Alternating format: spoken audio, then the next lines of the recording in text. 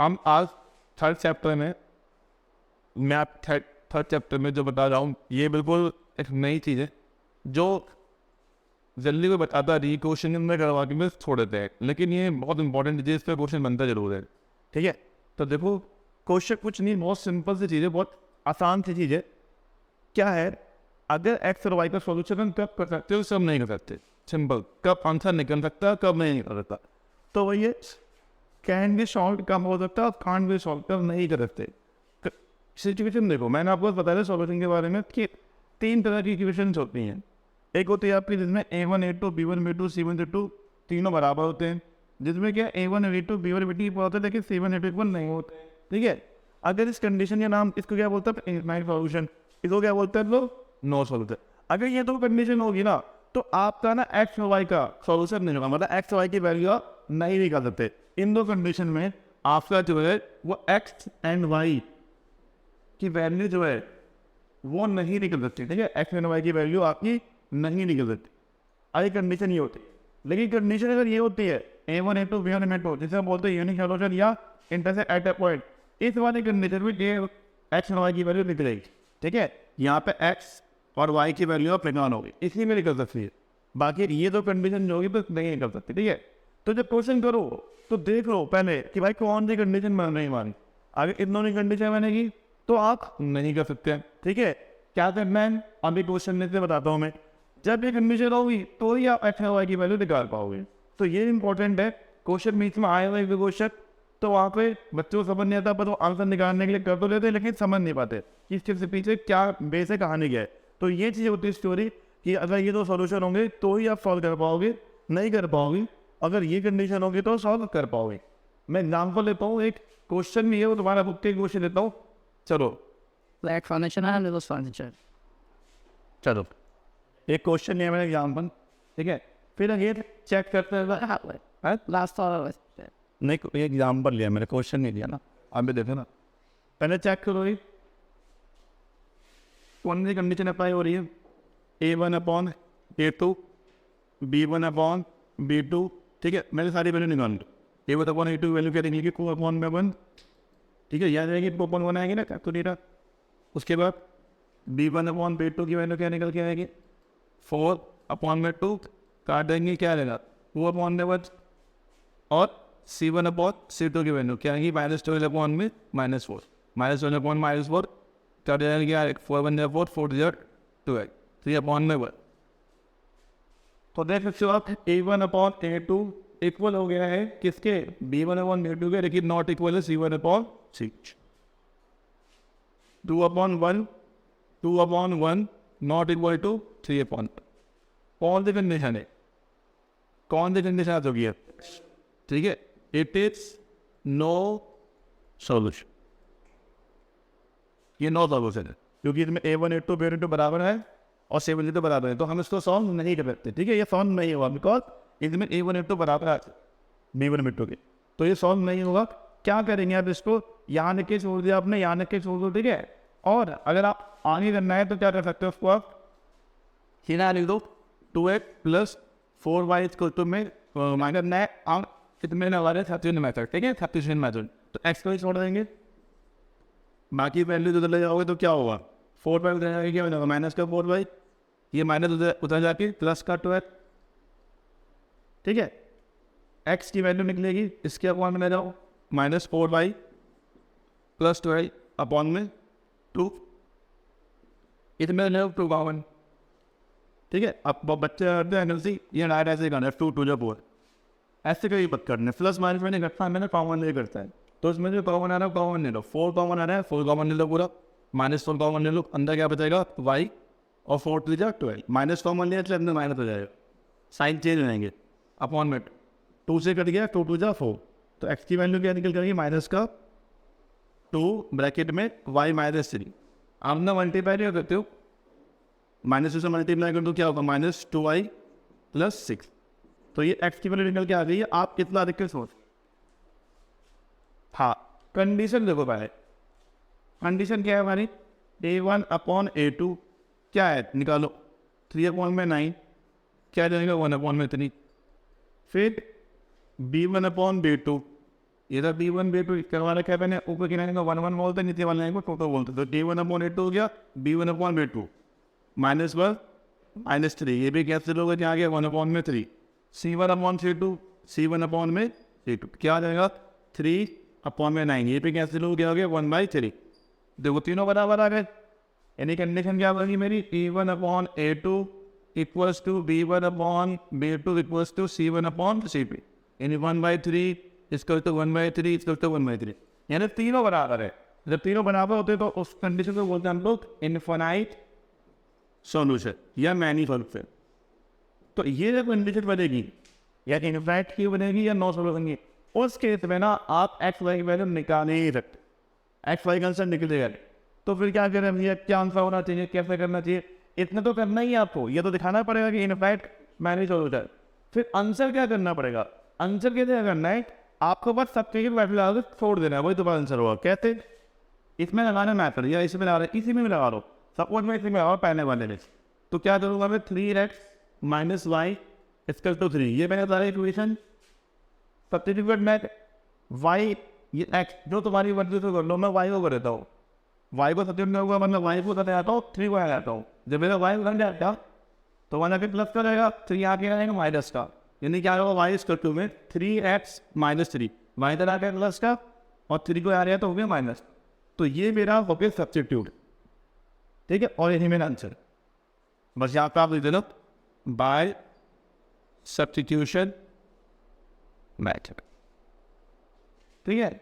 या अगर चाहते हो एक्स को करना सब्स्टिट्यूट तो आप ऐसे भी कर सकते हो, और एक्स को छोड़ दो y1 ले जाओ, इधर करते इसके वाले पोर्शन में एक्स को छोड़ दो, यानी 3x, y को ले जाओ 3 + y, एक्स की वैल्यू क्या है 3 + y/3, ये भी हो गया। मतलब किसी को भी सब्स्टिट्यूट करके छोड़ दो, ये तुम्हारे बुक का आंसर था तो मैंने तो बुक की तरह सब्स्टिट्यूट कर दिया, ये चाहे तो तुम ऐसे भी कर सकते हो। तो इतना करके तुम्हें छोड़ना, आगे सॉल्व नहीं, बस एक कंडीशन जरूर लिखना। तो ठीक है, तो ये था, अगर इनफाइनाइट सॉल्यूशन आएगा तो, नो सॉल्यूशन आएगा तो भी, जब तक आपका A1 A2 और B1 B2 वैल्यू बराबर नहीं होती है, नॉट इक्वल होती है, तभी आप आंसर निकालते हो। अगर इक्वल हो जाती है तो आंसर नहीं निकालते।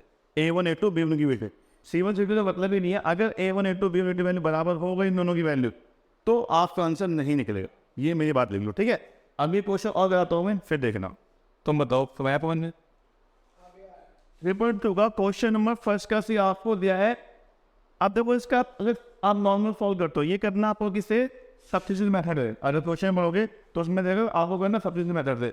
मान लो वो कंडीशन नहीं पता होती, मान लो मुझे नहीं पता और मैं लगा था सब्स्टिट्यूशन मेथड, तो क्या रिजल्ट निकलता था वो देखते हैं। चलो, तो पहले ये वाला पहले क्वेश्चन उतारा मैंने, और मैं पहले वाले क्वेश्चन में ही वो मेथड अप्लाई कर लूँगा, ठीक है। यहाँ लेता हूँ मैं बाय सब्स्टिट्यूशन मेथड, हम इसको कर रहे हैं सब्स्टिट्यूशन मेथड, ठीक है। क्या करते हैं सब्स्टिट्यूशन मेथड में, याद करो, जो वैल्यू थी इसमें, मतलब जो वेरिएबल था उसमें किसी एक को आम आपको शिफ्ट करना है, ट्रांसफर करना है। तो पहले वाले को छोड़ दूंगा, y को तो ले जाऊंगा, तो क्या लेना है मेरा 3 + y, और यहाँ से x की वैल्यू क्या निकल के आएगी, इसके अपॉन में आ जाएंगे 3 + y/3। तो ये ये निकल गया मेरा, x की वैल्यू निकल गई, यानी ये मेरा हो गया सब्स्टिट्यूट। अब इस वैल्यू को उठा के मैं बाहर रखूंगा इक्वेशन नंबर सेकंड में। ये रही फर्स्ट इक्वेशन, ये रही मेरी, और सेकंड इक्वेशन ये रही। तो ये x वैल्यू निकली वो इस नंबर सेकंड में पुट करते हैं। चलो करते, लिख देंगे पहले, putting the value of x into equation second. Equation second में हम x की वैल्यू पुट करते हैं। ये इक्वेशन सेकंड 9x - 3y = 9, ये है। रख लो x यहाँ पर वैल्यू क्या, 3 + y/3 - 3y = 9। क्या कहा मैंने, इस x की जगह पर ये वैल्यू आगे मैंने पुट कर, ये 3 से 3 कैंसिल हो जाएगा, 3 बाद में 3 3 जा 9, मल्टीप्लाई कर दो। मल्टीप्लाई करने पर क्या आ रहा है, यहाँ लिखा हूँ मैं 3 3 जा 9 प्लस 3 को y से करेंगे तो 3y, बाकी जो बच गया आपका -3y = 9, ठीक है। ये सब चीज़ें मैं उठा के यहाँ पे शिफ्ट कर दी, ठीक है। लास्ट को से मल्टीप्लाई करने पे आ गया। अब देखो आप क्या देख पा रहे हो, 3 y से 3 y कैंसिल हो गया, 9 तो 10 होगा, 9 से 9 कैंसिल होगा, आगे आपका नहीं लो कुछ आंसर निकला नहीं, ना x की वैल्यू निकली ना y की वैल्यू निकली, क्योंकि x और y कब कैंसिल हो गया। अब यहाँ पे बच्चा सोचेगा कि क्वेश्चन गलत नहीं है, बिल्कुल ठीक था, ठीक है, गलत हमने करा है।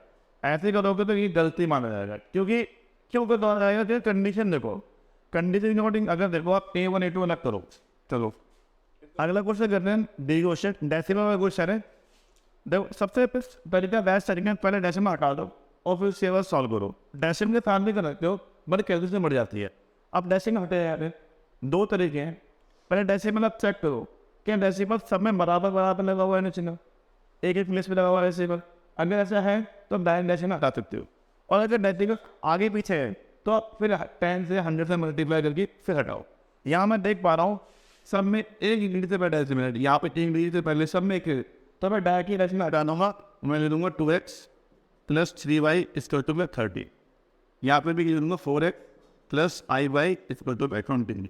तो सब में एक एक प्लेस से डेसिमल लगा हुआ है और डेसिमल आपका करिए। आपकी क्वेश्चन होंगे सिंपल, ठीक है।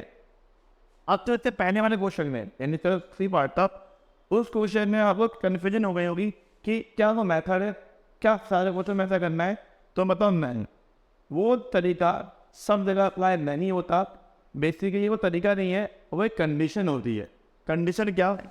कंडीशन ये होती है कि आपको ना चेक करना पड़ता है कि A1 A2 B1 B2, इससे कहानी देखनी पड़ती है कि क्या ये इक्वल है कि नहीं है, ठीक है।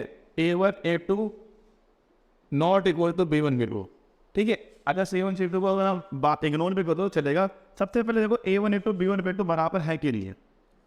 अगर ये बराबर हैं, इक्वल हैं, तो आप उसको सॉल्व नहीं कर पाओगे। अब चाहे वो सब्स्टिट्यूशन मेथड से करो, चाहे वो एलिमिनेशन मेथड से करो, किसी भी मेथड से करो, उसका आंसर नहीं निकलेगा। उस जब उसको सॉल्व करने बैठोगे तो देखोगे एक्स वाई या वाई जेड जो भी सब कर जाएंगी, ऑटोमेटिक 0 हो जाएगा। तो आप उसको सॉल्व नहीं कर पाओगे। फिर क्या करना पड़ेगा भाई, जो उसमें कंडीशन बनेगी वो कंडीशन लिख के फिर आप किसी टेक के सब्स्टिट्यूट करके छोड़ देना है, एक्स के बराबर वाई के बराबर करके छोड़ देना, जैसे हमने पिछले क्वेश्चन में किया था। लेकिन अगर A1 A2 B1 B2 बराबर नहीं होते हैं तो आप उसको सॉल्व करो। अब चाहे किसी भी मेथड से करो, तो मेथड चाहे कोई नहीं सकता, सब्स्टिट्यूशन करो या एलिमिनेशन से करो, ठीक है, किसी मेथड से करो, फर्क नहीं पड़ रहा, ठीक है। ये मेथड है, मैं बताता हूँ कंडीशन। पहले देख रहा है A1 A2 B1 B2 बराबर है या नहीं। अगर बराबर है, इक्वल है, तो वो सॉल्व नहीं होंगे, उसके आंसर नहीं निकल पाएंगे। और अगर वो बराबर नहीं है तो उसके आंसर निकलेंगे, मतलब उसमें एक्स और वाई की वैल्यू निकलेगी। पिछले क्वेश्चन में आंसर नहीं निकला था, उसमें हमने क्या कहा था, तो वाई के इक्वल में क्या कर लिया था हमने, 3x - 3, ये हमने वाई के बराबर उसको सब्स्टिट्यूट करा, ये कोई वैल्यू नहीं निकली। और क्वेश्चन में हमने किया तो वाई की वैल्यू डिजिट में निकली, नंबर में निकली है, लेकिन उसमें नहीं निकला था, वो अपने सब्स्टिट्यूट करके हुआ था। फॉर्मेलिटी तौर पर ऐसे करना होता है, ठीक है। तो यहाँ पे पहले चेक करो, यहाँ पे पहले कंडीशन चेक करो, क्या मेरी A1 A2 B1 B2 value बराबर आ रही है कि नहीं आ रही है। तो देखते हैं A1/A2 = B1/B2, ठीक है कि नहीं है वो चेक करो। A1 की वैल्यू क्या, 2/4 इक्वल कर लो 3/5। देखो अगर काटोगे भी तो क्या आएगा, 1/2। क्या बराबर हो रहे, नॉट इक्वल हो गया ना। तो अब ये जब नॉट इक्वल हो गया तो लिख देंगे इट इज यूनिक सॉल्यूशन। ये जो हमारा है वो यूनिक सॉल्यूशन है। और जब यूनिक सॉल्यूशन होगा तो इसको भी सॉल्व करना पड़ेगा, इसको हम सॉल्व करेंगे। अब तुम्हारे पास चॉइस हो गई, अब तुम्हारे पास 2 मेथड है, या तो तुम सब्स्टिट्यूशन मेथड से करो या तुम करो एलिमिनेशन मेथड से, वो तुम पर डिपेंड करता है। बट ये जो कंडीशन है जानना ही जरूरी है कि आप इसको सॉल्व कर भी पाएंगे नहीं कर पाएंगे। नहीं तो वो क्या, आपको दे रखे आप करते रहोगे और लास्ट में जाके फंस जाओगे। फिर वो जगह कहीं मैंने गलत तो नहीं करी, मेरे क्वेश्चन गलत हो गया या आंसर गलत है या क्वेश्चन गलत है, उसमें कंफ्यूजन हो जाएगी। तो सबसे पहले देख लो, शुरुआत में देख लो क्या A1 A2 और B1 B2 की वैल्यू बराबर हो रही है या नहीं हो रही है। अगर हो रही है तो उसको सॉल्व नहीं करोगे, उसके बाद फिर 2 कंडीशन बनेंगी, वो भी बता दो मैं। अगर A1 A2 आपको आया, अगर A1 A2 और B1 B2 इनकी वैल्यू बराबर हो जाती है ना, तो इसमें 2 कंडीशन बनेगी बेटा। एक कंडीशन बनेगी आपकी जब A1 A2 और B1 B2 इसका तो C1 C2 कनेक्ट किया लोगों ने किया होगा, या तो होगा A1 A2 B1 B2 not equal to C1।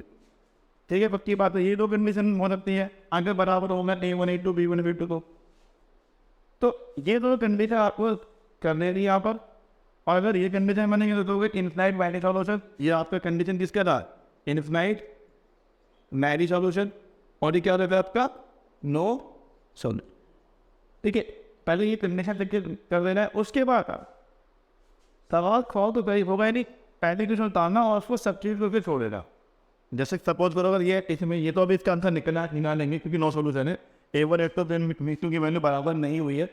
लेकिन अगर मान लो होती तो क्या करता है सवाल के अंदर में, क्या करता? पहले क्वेश्चन उतारता है मैं 2x plus 3y equal to में 13 और क्या करता है मैं किसी एक को सब्स्टिट्यूट कर लेता, बता x 2x y छोड़ देता, वहाँ ले जाता मैं 30 माइनस 3y, x की वैल्यू क्या होती 30 माइनस 3y अपॉन में 2, बस इतना लग के छोड़ देता हूँ पूरे कर आगे दर्शन इतना कर। ठीक है, लेकिन कब करते हैं? जब ये दो कंडीशन बनती, जब ये दो कंडीशन बनते तो करते। ठीक है, कब नहीं करते? जब A1 A2 B1 B2 बराबर नहीं यानी यूनिक सॉल्यूशन होता तो हम उसको निकालते हैं, उसका आंसर निकालते हैं। ठीक है, अब तुम्हें क्लियर हो गया वो अच्छे से। ठीक है, बढ़िया तरीके से। तो सबसे पहले क्या करना है आपको? सबसे पहले चेक करना है, क्या चेक करना है? A1 A2 और B1 B2 की वैल्यू क्या है, वो जो तुम रखना चेक कर लो, कैसे भी चेक कर लो। ठीक है, वो चेक कितने करो कि एक्स वाई की वैल्यू निकालनी है कि निकालनी। एग्जाम में तो तुम्हें क्वेश्चन दे देंगे सीधा solve for X and Y. अब जरूरी नहीं उसके एक्स और वाई की वैल्यू निकले। ठीक है, जरूरी नहीं है, पहले तो चेक कर ले रहा हो। अगर कंडीशन हमारी बन रही है तो निकालेंगे, नहीं बन रही तो जो मैंने बताया वैसे करेंगे। इस बार ये था मैंने चेक कर लिया, यहाँ पे A1 A2 B1 B2 value बराबर नहीं थी, इसका मतलब हम सॉल्व करेंगे। जब सॉल्व करेंगे तो आप चॉइस है तुम्हारे पास, अब तुम कोई सा मेथड लगाओ, चाहे सब्स्टिट्यूट लगाओ चाहे एलिमिनेशन लगाओ। ठीक है, फर्क नहीं पड़ता। तो दिमाग में एक कंफ्यूजन ना लेके चलो कि ये 37 मेथड में लगता है, वो कोई फॉर्मूला नहीं है, कुछ नहीं है, वो बस कंडीशन चेक करने वाली है कि भाई हमें एक्स वाई का आंसर निकालना है भी कि नहीं निकालना। एक्स वाई का आंसर कब निकलेगा? तो एक्स वाई का आंसर कब निकलेगा? जब A1 A2 B1 B2 की वैल्यू बराबर नहीं होनी चाहिए, नॉट इक्वल। ठीक है, याद रखना, मैं नीचे दोबारा से A1 A2 और B1 B2 इनकी वैल्यू जब नॉट इक्वल होगी तो ही आप उसको सॉल्व करोगे। ठीक है, तभी आप सॉल्व करोगे, तभी सॉल्व होगा, तभी सॉल्व होगा। ठीक है, याद रखना, अदरवाइज सॉल्व नहीं होगा। अब सॉल्व कैसे करना है वो सिंपल है, चॉइस दोनों मेथड में लगा दिए मैंने, चाहे सब्स्टिट्यूशन से कर लो सॉल्व चाहे एलिमिनेशन से कर लो। ठीक है, तो अब इस सवाल को हम सॉल्व करेंगे। ऑलरेडी कैसे करना है? अगर आप चाहते हो सब्स्टिट्यूशन से करना तो सब्स्टिट्यूशन से करेंगे, वैसे सब्स्टिट्यूशन वाले तरीके से करने देने का 3.2 एक्सरसाइज वो बाई सब्स्टिट्यूशन मेथड है, तो उससे करते हैं। देखो उसके अंदर निकल भी जाएगा। पहले में लगाएंगे method 2x plus 3y equal to 30। X को छोड़ दो, जो मैं करता हूँ एक्स को छोड़ता हूँ, वाई को तो ट्रांसफर करूँगा, सब्स्टिट्यूट कर दूँगा, पर एक्स की वैल्यू निकल जाएगी क्या मेरी 30 माइनस 3y, ये 2 स्केयर कौन बन जाएगा, ये आ रही मेरी एक्स की वैल्यू। ठीक है, ये बन गई मेरी इक्वेशन नंबर 3। यहाँ पर मैं लिख दूंगा क्या दे रहा है मैंने, बाय सब्स्टिट्यूशन मेथड। ठीक है, जो मेथड लगाओगे ना वो मेथड लिखते चल रहे। ठीक है, अब क्या करेंगे? अब हम ये जो एक्स की वैल्यू निकली है ना, इसको क्वेश्चन नंबर 7 में पुट करेंगे। ये मेरी फर्स्ट क्वेश्चन थी जिसमें मैंने मेथड लगाया, जिसमें मेथड ना होगे कभी उसमें मेथड पुट मत कर देना, आंसर हो जाएगा फिर बोलोगे वही कंडीशन ये नहीं। आप जिसमें मेथड लगाओगे उसमें कभी वैल्यू मत पुट करना, नेक्स्ट वाले आइटम करना, इस वाली इक्वेशन। तो ये एक्स की वैल्यू वैल्यू में जब पुट कर रहा हूँ लाइन लिख देना, put is the value of x into equation second. मैं लिखूंगा नहीं, मैं सीधा एक्स की वैल्यू वैल्यू से पुट करता हूँ, यहाँ कर देता हूँ 4। एक्स की वैल्यू क्या है, ये रहा, मल्टीप्लाई कर लो 30 माइनस 3y अपॉन में 2। ठीक है, ये एक्स मैंने यहाँ पुट करी, प्लस बाकी सारी चीज़ उतार लो, सारी चीज़ें तो उतार लो। ये 2 से कैंसिल हो जाएगा, 2 हो जाएगा वो, और 2 से ना मल्टीप्लाई हो जाएगा, तो 2 को 30 में करेंगे 26, 2 3 जा 6y plus 5y equal to में 10। y की वैल्यू निकालनी है, y को ये तो छोड़ दो, 6 में से 5 माइनस कर दो तो माइनस का y, 26 वन आगे जाके माइनस कर दो, तो माइनस करोगे कितना आएगा, माइनस का माइनस करेगा, y की वैल्यू क्या आ रही, अब y की वैल्यू निकल चुकी है। अब y की वैल्यू को आप चाहे इक्वेशन नंबर फर्स्ट में रखो या सेकंड में रखो या थर्ड में रखो, आंसर एक ही आएगा, सेम आएगा। तो मैं y की वैल्यू उठा के इक्वेशन नंबर थर्ड में पुट करूँगा, ठीक है। फिर लाइन लिखूँगा putting the value of y into equation third ये लाइन, ठीक है। अभी मैं शायद डायरेक्ट कर रहा हूँ, x इक्वल टू में 30 माइनस 3 इंटू में y की वैल्यू कितनी है 3 अपॉन में, तो क्या आएगा 3 to 9, 30 में 9 घटाएंगे तो कितना आएगा 4 अपॉन में 2, काट दो कितना आएगा, x की वैल्यू कितनी आ गई, ठीक है। अगर a1 बराबर नहीं तो आंसर पे निकल गया, और इक्वल तो आंसर निकलता नहीं, सब कट जाते, यहीं पे कट जाते, जो यहाँ पे निकले भाई वही यहीं पे ऐसा इक्वेशन बन रही है, कट जाता है आपस में, ठीक है। बात चलो फर्स्ट का एफ क्वेश्चन देखो, फ्रैक्शन वाले क्वेश्चन है। सबसे पहले इसका क्वेश्चन सॉल्व कर लो, उस फ्रैक्शन के बाद फिर देखते हैं क्या सॉल्व, क्या कंडीशन में नहीं, क्या इसका आंसर निकलेगा नहीं निकलेगा बाद में। पहले इसका फ्रैक्शन सॉल्व करते हैं, ठीक है। इसके आंसर में यहाँ सीखांगे 2 तरीके से निकालो फिक्स आएगा, ठीक है। जिनको नहीं बना तो बना दो, पहले आंसर ले लेते हैं, फिर क्या करते हैं नीचे से डिवाइड करते हैं हमेशा, और जो वैल्यू है वो बना के कर देंगे इससे मल्टीप्लाई। तो 2 को से डिवाइड करेंगे कितनी बात 3 बार, 2 3 6, 3 3 9, सब में करो ऐसे ही, एन इसको डिवाइड करो 3 2 6, 2 5 10, इक्वल्स में -2 चल रहा था। फिर यहाँ से इसको जाके मल्टीप्लाई कर दो, यार फ्रैक्शन आने लगेगा, तो क्या आएगा आपकी इक्वेशन 9x माइनस 10y और 6 2 12 माइनस का 12, ये बन गया आपकी इक्वेशन नंबर फर्स्ट। ऐसे आप बनाओ सेकंड वाली, अगेन इसके आंसर 9 को 6 आएगा, फिर वो डिवाइड और बना के मल्टीप्लाई, 3 को डिवाइड करेंगे फिर 2 1 पे, 2 को से करेंगे मल्टीप्लाई 2x, फिर पहले 2 3 6, 3 को y से करेंगे 3y, इसको तो 13 अपॉन में चल रहा है। अगर दो का इक्वल में अपॉन में से इक्वल है तो क्रॉस इंटू करने जरूर नहीं है, वैसे हटा था तो काट के हटा था, तो आपका बन गया क्या 2x plus 3y equal to 30, ये बन गया अभी इक्वेशन नंबर सेकंड। ये फर्स्ट बन गई सेकंड बन गई, ठीक है। अब यहाँ पे आप चेक करो y की पहले a1 a2 b1 a2 बराबर है कि नहीं है, चेक करो a1 upon a2 b1 upon b2, ठीक है। इनकी वैल्यू निकाल लो पहले, इक्वल है कि नहीं है। a1 a2 की वैल्यू देखो क्या आ गई, a1 क्या आपका ये 1 1 है 9 अपॉन में a2 क्या है 2, ये हो गया।